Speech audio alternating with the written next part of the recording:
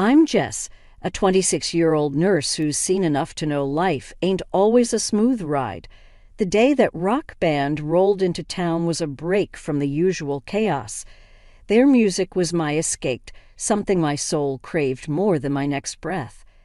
That night I decided to let loose, heading to their concert alone, not knowing it would change my life. The arena was packed, the air electric with anticipation.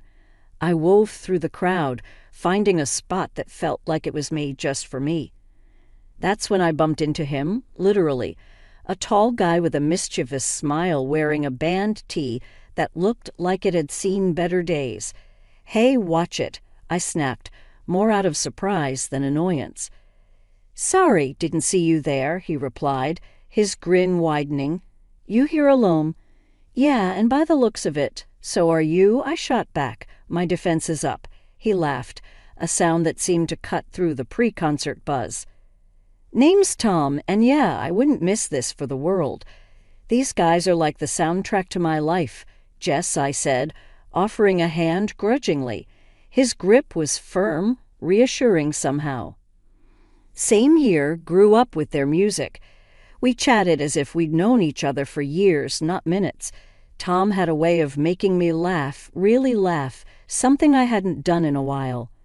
When the concert started, we were lost in the music together, yet alone in our little bubble. After the encore, neither of us wanted the night to end. "Know a decent cafe around here?" Tom asked, his eyes searching mine. "Follow me," I said, leading the way. The cafe was quiet, a stark contrast to the concert's frenzy.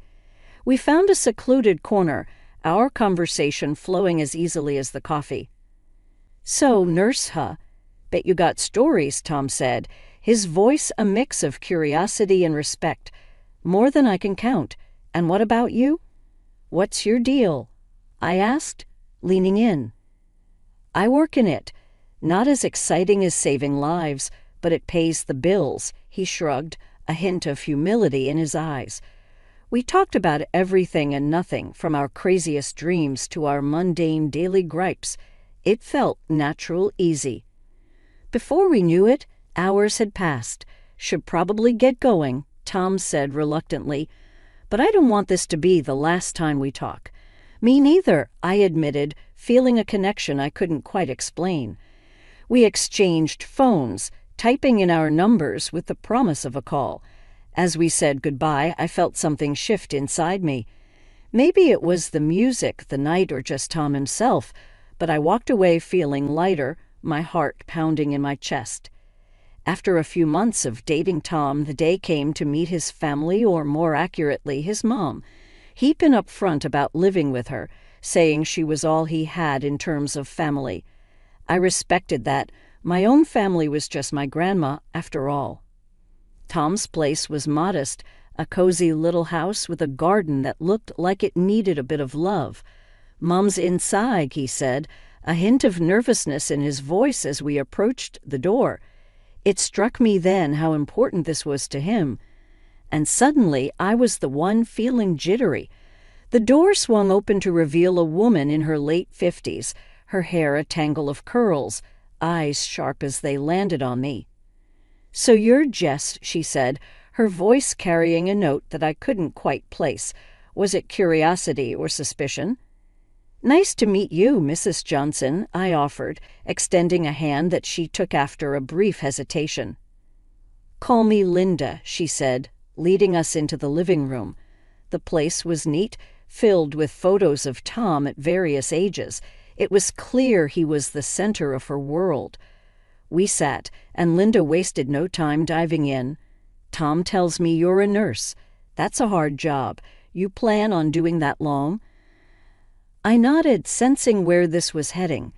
"I love my job, but I'm also planning to study further, maybe become a doctor someday," I replied. Linda's eyes narrowed a bit. "A doctor, huh? That's a lot of school. Expensive, too." Tom jumped in, trying to smooth the waters. "Mom, Jess is really passionate about her work. It's one of the things I admire about her." Linda turned her gaze to Tom and then back to me, her expression softening slightly. Tommy here has always been my rock. After his dad left, it was just the two of us. I've given everything to him, you know." I caught Tom's eye, a silent communication passing between us. I knew this was hard for him, torn between the two most important women in his life. Linda continued, "I rely on Tom for a lot. He's been so good to me, giving me half his salary every month. It's only fair after all I've sacrificed." The air in the room felt heavier, the tension palpable. I didn't know what to say. It was clear Linda expected this arrangement to continue, even with me in the picture. "And what about your family, Jess?"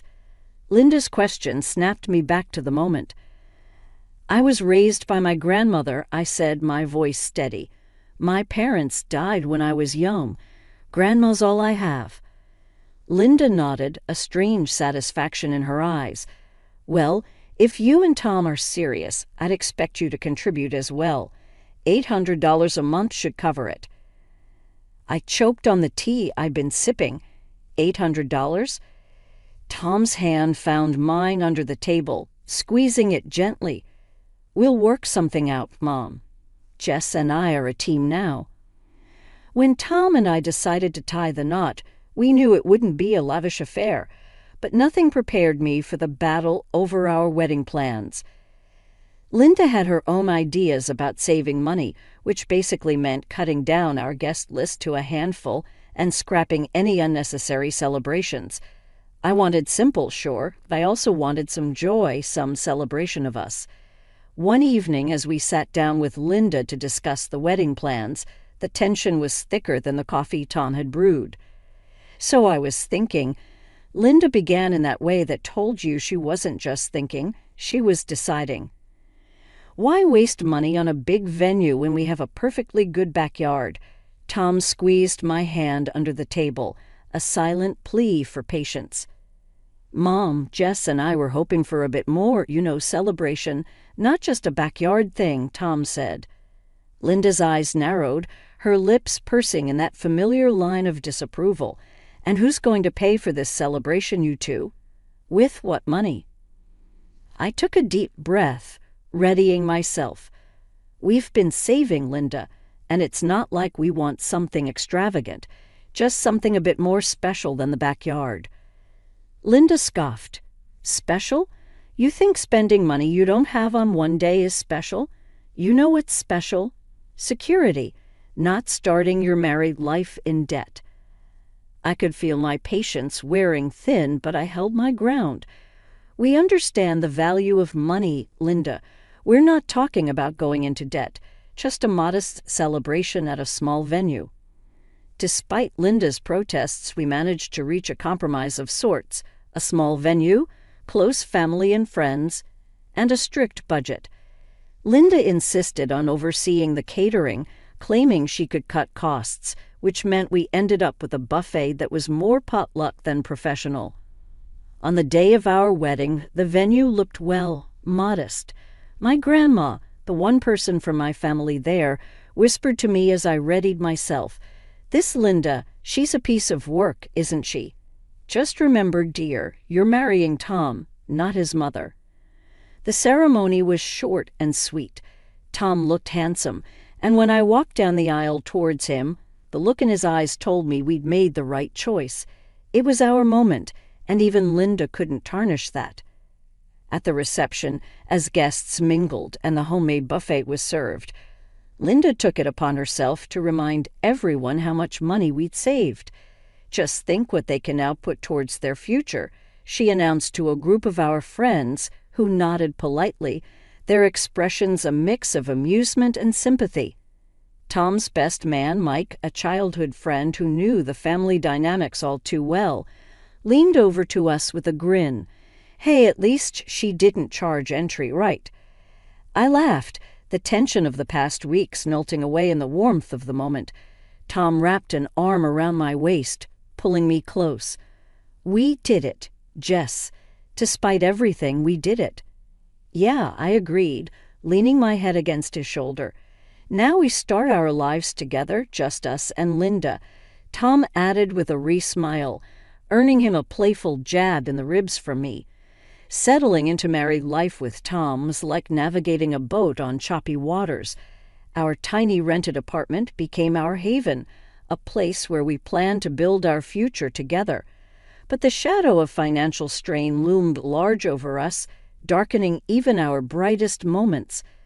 One chilly evening, as we sat huddled over our budget spreadsheet, the reality of our situation hit me hard. "Look at this, Tom," I said, pointing at the screen. "After rent, bills, and your mom's $800, there's barely anything left for us." Tom rubbed his eyes, weary from the long day. "I know, Jess, but what can we do? Mom depends on that money," he sighed. Frustration bubbled inside me. But does she really need that much?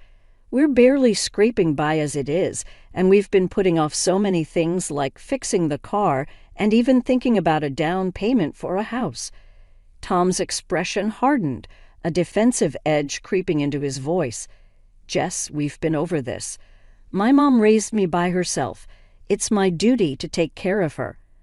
The argument ended with us in a tense silence, each stewing in our own stubbornness. But it didn't end there. Linda, ever the persistent one, took to calling me regularly. Each conversation was a thinly veiled reminder not to forget the $800 monthly tribute to her bank account. And when calls didn't cut it, she'd appear at our doorstep, lamenting her hard life and hinting heavily that a little more financial support wouldn't go amiss. I did my best to ignore the hints, to smile and nod and change the subject, but it grated on me, the constant pressure, the relentless reminders of a debt Tom felt we owed. Finally, one evening after another of Linda's visits, I couldn't hold it in any longer. "Tom, we need to talk about your mom," I started, the day's frustrations bubbling to the surface. "I'm tired, Tom. Tired of the hints, the constant pressure for more money. We're saving for a down payment for our future. Can't she see that?" Tom's face went from puzzled to dark in seconds. "My mom is always right, Jess," he said, his voice icy. "You have no right to talk about her like that. She sacrificed everything for me." His words hit like a slap. "So what? Our plans, our future, doesn't count for anything." I shot back, anger rising. That was it. Tom shut down, walls up, and suddenly we were two strangers living in the same space. He wouldn't talk to me, not really. Our conversations dwindled to nothing, replaced by messages left on stickers on the fridge. "Need milk. Working late. The bare minimum of communication." One rare evening when the silence felt a bit less oppressive, I decided to broach the subject. The words tumbled out of me before I could think better of it. "Tom, do you ever think about, us having kids?" Tom, who'd been half focused on some bills, looked up, his expression unreadable. "Kids, Jess. You know how Mom feels about that. She's already stretched thin with just us helping out." "Yeah, but it's not about her, is it? It's about us, what we want," I said, a hint of desperation creeping into my voice. Tom sighed, setting the bills aside. I know, but think about it. The money, the time. How are we supposed to manage all that, plus Mom? She's outright against it, says it's too much expense, too much hassle." I felt a flash of anger, frustration. So what? Her word is law now. What about what we want, Tom? What about our life together? The room went quiet again, the air thick with words we couldn't seem to say. Tom finally broke the silence. "I just don't think now's the right time. Yes, maybe later when things are better." The next day, Linda's unannounced visit threw gasoline on the already smoldering embers. "I heard you two talking about kids," she started, her tone accusatory. "Yeah, so," I said, my patience wearing thin. Linda's eyes narrowed. "So you think you can just bring kids into this mess? You can barely take care of yourselves. Where do you think the money for that will come from? Out of what you should be giving me." Her words stunned, not because they were true, but because of the blatant disregard for our autonomy, our desires as a couple. "It's our life. "Linda, our decision." I shot back, my voice firm. "Your decision?" "No, my son's decision. And he knows better than to make a foolish mistake like that," Linda countered, her voice rising. The argument spiraled from there, voices raising, words that couldn't be taken back flying between us. It ended with me saying something I'd never thought I'd have to. Maybe we shouldn't see each other for a while. This is too much. Linda left in a huff, and Tom, when he found out, sided with her. Our home felt more like a battleground, each of us entrenched in our positions, the idea of starting a family now in no man's land between us. It started with a phone notification that blinked innocently enough, but held a punch that knocked the wind out of me. Tom had transferred $11,000 to his mom this month, not the usual $800. My mind raced, confusion and anger swirling together. When I confronted him, his response was as cold as the look in his eyes. "It's my decision, Jess. It's for my mom," he said, his voice flat, leaving no room for discussion. "But we agreed on a budget, Tom. We have our own needs, our own plans. How could you just change that without even talking to me?" I shot back, my voice rising with every word. Tom shrugged, a dismissive gesture that stung more than I expected. "Things change. I don't have to consult you on everything." That was the moment I felt it, the crack in what I thought was solid, the betrayal of our partnership. But the worst was yet to come. Days later, a friend from work, Carrie, called me, her voice hesitant. "Jess, I hate to be the one to tell you this, but I think you should know." She trailed off, the pause heavy with dread. "What is it, Carrie?" I urged, a sinking feeling in my stomach. I saw Tom's profile on a dating site. He even messaged me, not realizing who I was at first.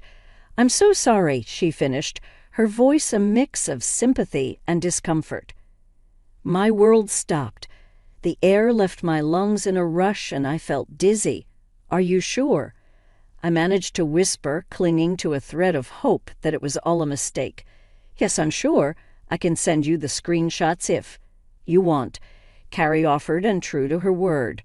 She did. The evidence was undeniable.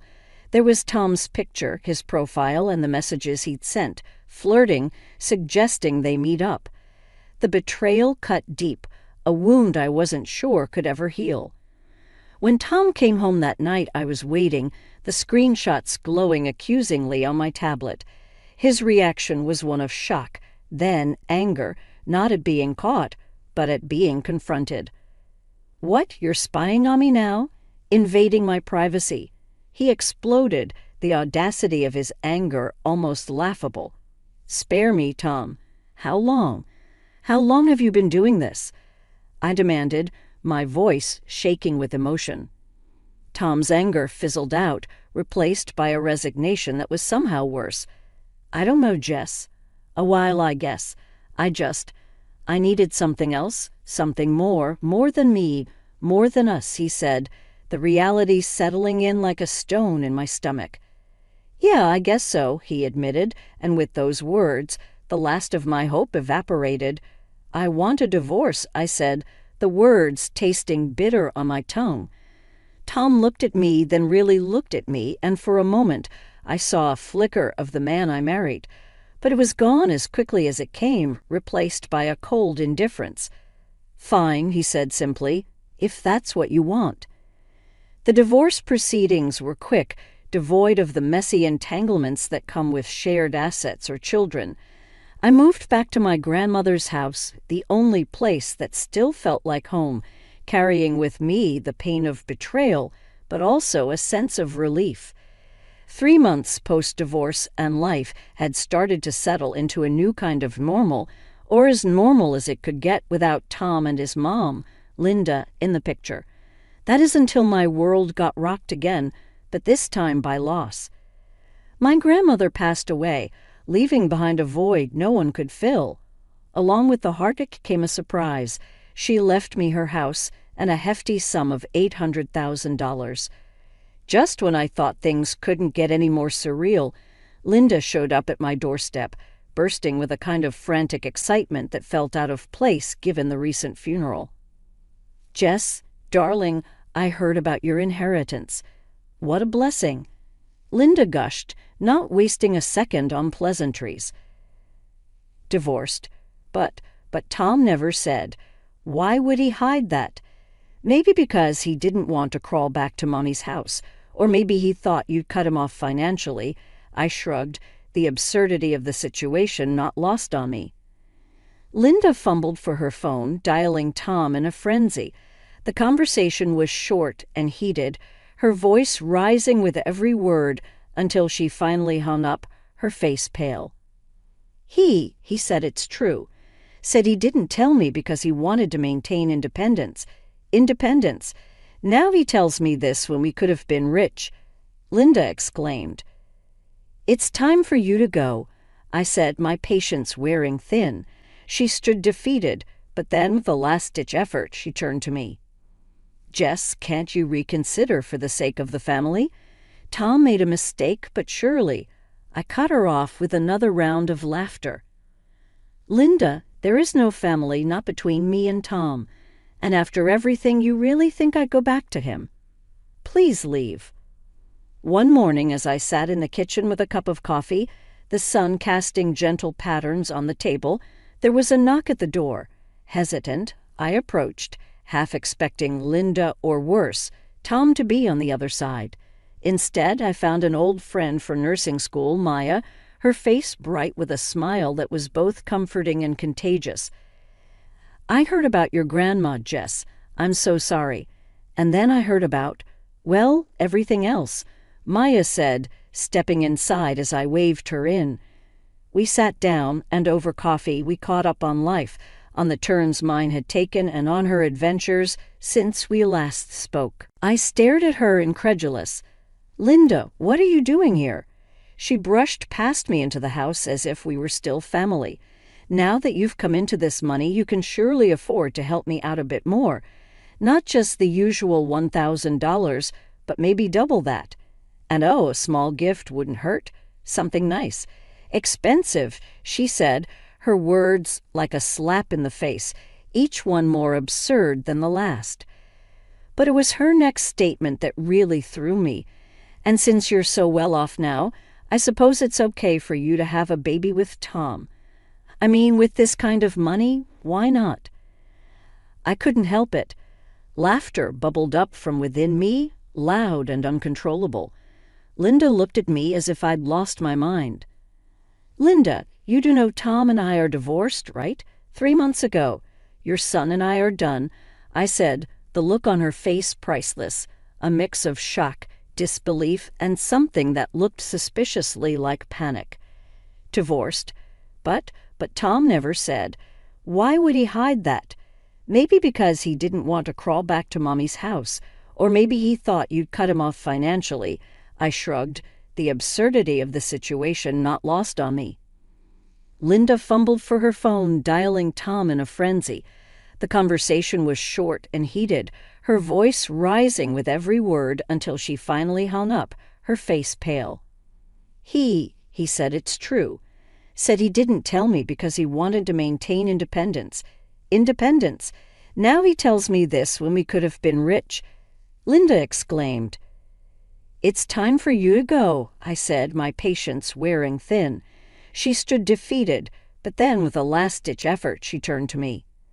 "Jess, can't you reconsider for the sake of the family? Tom made a mistake, but surely—" I cut her off with another round of laughter. "Linda, there is no family, not between me and Tom. And after everything, you really think I'd go back to him? Please leave." One morning, as I sat in the kitchen with a cup of coffee, the sun casting gentle patterns on the table, there was a knock at the door. Hesitant, I approached, half expecting Linda or worse, Tom to be on the other side. Instead, I found an old friend from nursing school, Maya, her face bright with a smile that was both comforting and contagious. "I heard about your grandma, Jess. I'm so sorry. And then I heard about, well, everything else," Maya said, stepping inside as I waved her in. We sat down, and over coffee we caught up on life, on the turns mine had taken, and on her adventures since we last spoke. It was Maya who, after hearing my story, looked me dead in the eye and said, "Jess, it's time. Time to move on, for real. You've got this chance, this freedom. What's stopping you from taking the leap?" Her words struck a chord. I've been thinking. I started, my mind racing with possibilities. Maybe it's time to go back to school like I always wanted, get that degree. Move into a field I'm passionate about. Yes, Maya clapped her hands, her excitement palpable. That's the spirit. Life's thrown you some curveballs, but you're still standing. And now you've got this incredible opportunity to do something just for you. The conversation with Maya lit a fire under me. It was the push I needed to finally make a decision to move forward with purpose. I started researching programs that night, my heart set on advancing my career in a way I'd only ever dreamed of. But life has a funny way of testing you. Just as I was settling into this new chapter, Tom appeared on my doorstep one evening, looking every bit the man I once thought I knew. "Jess, can we talk?" he asked, a nervous edge to his voice I wasn't used to. I hesitated, a part of me curious, another part wary. "All right, Tom, talk," I said, uncrossing my arms. He shuffled uncomfortably, looking around as if searching for the right words in the air around him. I heard about your inheritance and about what you're doing with it. Going back to school? That's great, Jess," he said. I raised an eyebrow, crossing my arms. "Thanks, Tom. Was there something else?" He sighed, a deep, weary sound. "I guess I just wanted to see if there was a chance for us. I've been doing some thinking and—" "No, Tom," I cut him off, my voice firm but not unkind. "There's no chance for us, not anymore.